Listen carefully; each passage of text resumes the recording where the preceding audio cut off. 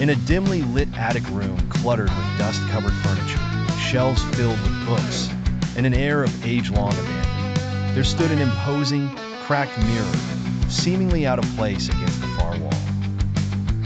One evening, Emma found herself standing before this very mirror, brushing her long, chestnut hair. Everything felt routine until the moment the brush slipped from her fingers and clattered onto the wooden floor.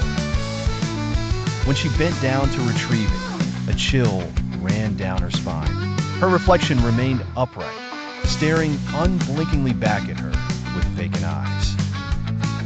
A wash of cold sweat covered Emma's skin as she straightened up, watching in horror as her reflection's lips curled into a twisted, sinister grin. Panic surged through her veins as she instinctively stepped back, feeling the thud of her heartbeat resonating in her ears. Her reflection did the unthinkable. It leaned forward, pressing pallid hands against the mirror's surface, the glass visibly bowing under this surreal pressure. Consumed by terror, Emma snatched the nearest thing at hand, a patchy, moth-eaten blanket, and flung it over the mirror, veiling the unnerving apparition from her sight.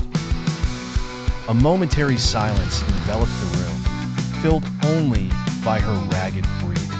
But then, piercing the quietude, a faint, ethereal whisper reached her ears. "You can't hide from me." Her blood ran cold as she slowly turned, heart pounding in her chest. Standing in the doorway was another self, her double, wearing the same sinister smile as the reflection.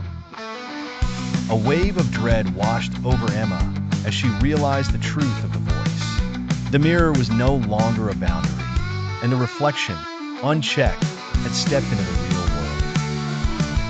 She was no longer just running from the mirror, but from an inescapable part of herself. An ominous realization settled as their eyes locked. The fight was not just for freedom from the other, but a fight with the darkness within. Ending with the foreboding thought echoing between them. You can run from the mirror, but not from yourself. She realized that the true enemy was not bound by glass, but lived in the recesses of her own mind.